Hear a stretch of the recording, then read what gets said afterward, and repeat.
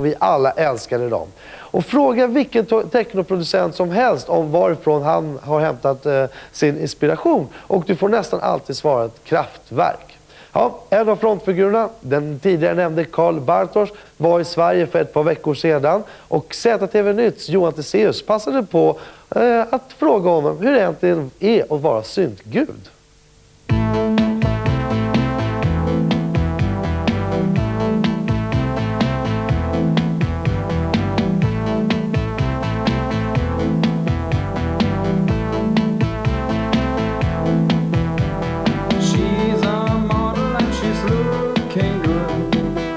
Det tog ju faktiskt 10 år för Kraftwerk att få sin första hit i England. Och den kom ju först i början på 80-talet då dels den engelska syntscenen hade vuxit till sig och det fanns engelska artister som inspirerade av Kraftwerk. Och framförallt var ju det att Kraftwerk Sound kom in från USA när den första amerikanska hiphopen användes av Kraftwerks beats. Och då kunde inte längre engelsmännen stå emot utan då var den engelska musikmaffian tvungna att ge efter. Och det var ju först då, i början på 80-talet, som till exempel The Model Livetta på Englandslistan och Kraftwerk tog igenom.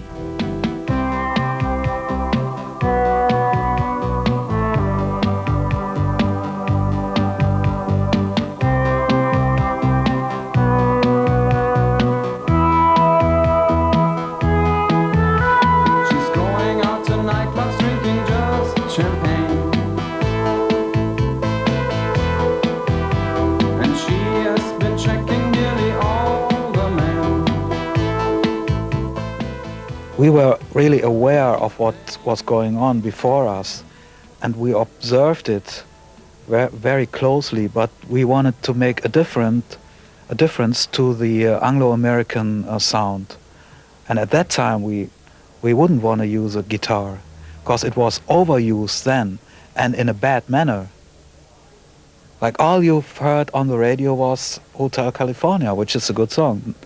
Nothing against it, but it was so overfloating everything and it was just too much. And I mean the Beatles were great then, but what came after especially the 70s was so much crap, all these bands, and we wanted to set a counterpoint, which we did, and that how we looked like at the music scene as a whole. We wanted to make European music which was not based on whatever blues or...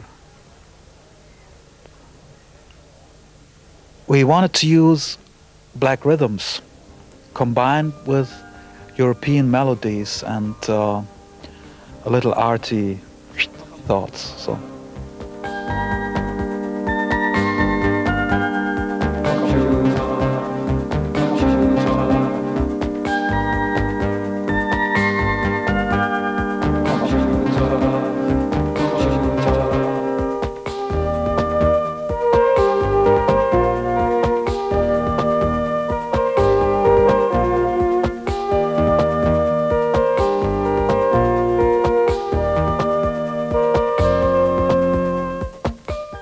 We took the society as a whole and observed it, and somehow we put a magnifying glass on parts of it. So aren't we all like robots and doing we the same thing every day? We go at work and we go home in the dark in Germany, and we are fulfilling rules every day, and we are living in the computer world. We are living blah blah blah and doing this and doing that.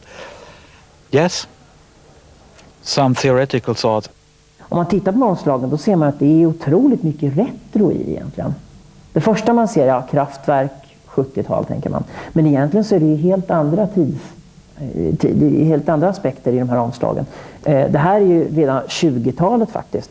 Och då får man ju inte glömma bort att den här skivan kom, jag tror det kom 77 med minns rätt, The Man Machine.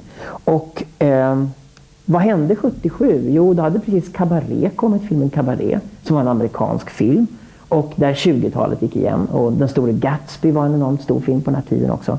Och i discovågen var det väldigt mycket 20-tal också. Det var mycket, disco var egentligen en slags modern, glamorös variant av gamla Charleston. Och det går igen i det här omslaget också. För det är 20-talsnitt bara. 20 och 10-30-tal. Och det strikta som nästan är fascistiskt. Men det som gör att det inte känns fascistiskt i alla fall, det är det här läppstiftet.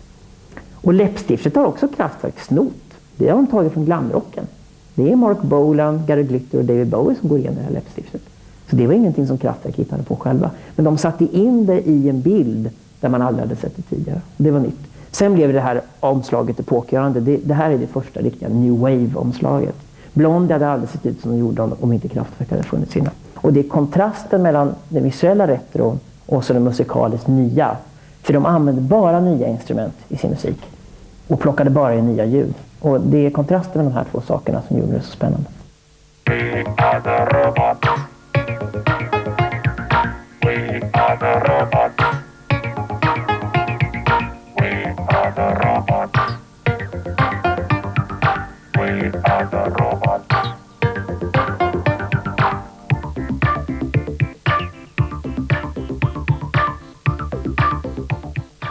It was so annoying when we did our first gigs in England.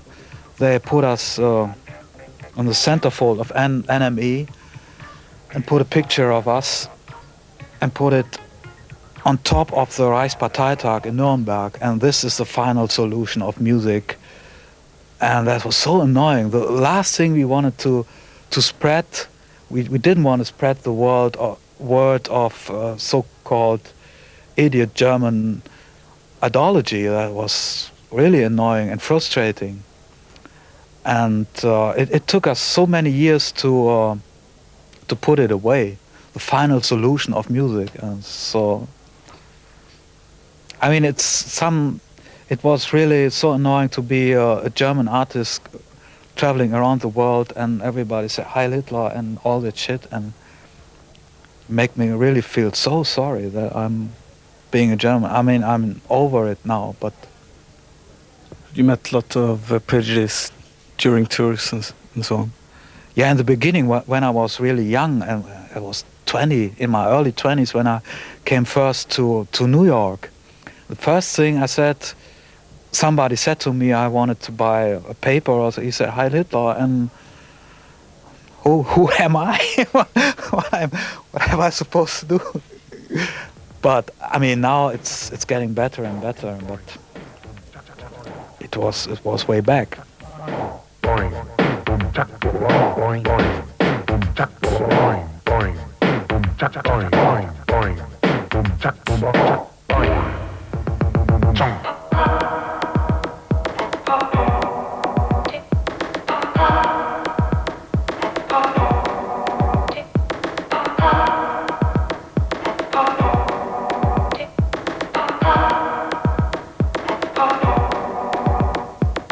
Music non-stop.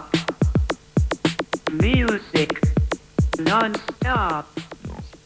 Kraftwerks inspiration gentemot technon och dansmusiken, det är egentligen under 80-talet som den var väldigt, väldigt stark. Därför att ur Kraftwerk föddes sen i USA hiphopen föddes egentligen ur Kraftwerks musik. Därför det var programmerade beats som svarta amerikaner började rappa ovanpå. Och det var ju den musiken som hiphopen föddes. Sen kom sequencer-programmering i mitten på 80-talet.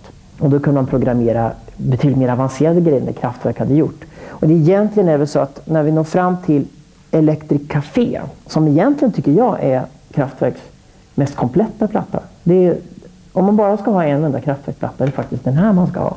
Den är inte lika speciell som skivorna de gjorde på 80-talet. Men den är egentligen det musikaliskt bästa albumet. Men när de kom fram till Electric Café, och det här var tror jag 85 eller 86, då har tiden hunnit ifatt Kraftwerk. Då finns det andra band och andra artister som egentligen gör samma sak som de och gör det lika bra. Och jag tror att den viktigaste anledningen till att inte Kraftwerk har kommit med en ny platta nu på 90-talet är att de skulle egentligen inte kunna göra det de har gjort tidigare och ändå låta som de ligger före längre.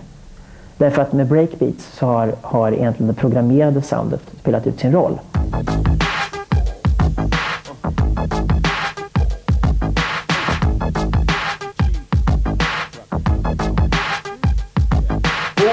In the Japanese restaurant, eating sushi, drinking sake, it's me and my mommy with the doobie, cutie, smelling like Miyaki, half Philippine thing, for now let's call her Suki. Got me booty banging. Well, it's not like black and white. It has many colors.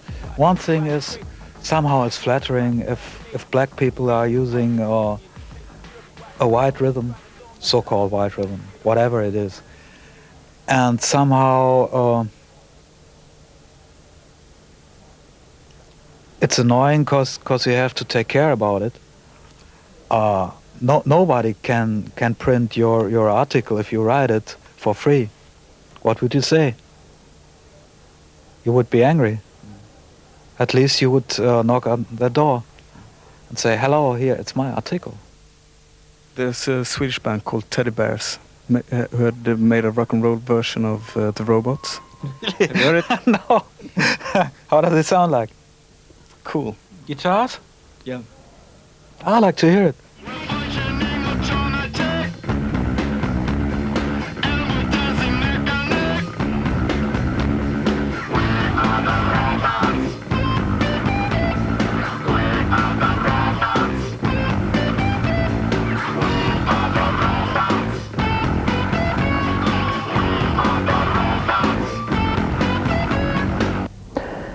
Jag kan nog säga att om inte Kraftwerk hade funnits så hade jag aldrig sysslat med musik. Och det kan jag säga utan vidare. Och det är en skiva här som jag vill hålla fram speciellt då. Och det är den här plattan som heter Computer World. Som Kraftwerk gjorde, jag tror det var 79 eller 80.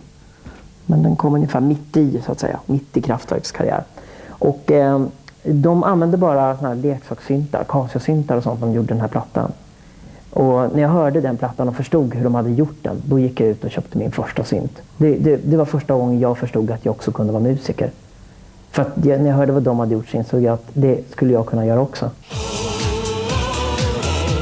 Så utan Computer World så hade Alexander Bard aldrig blivit popstjärna.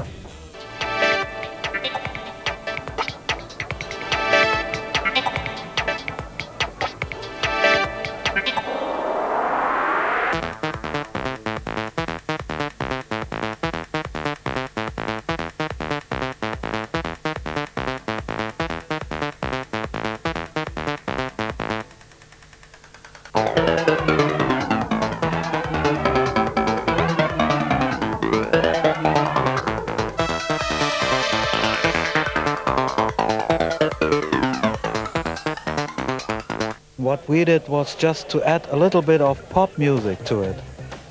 That's all.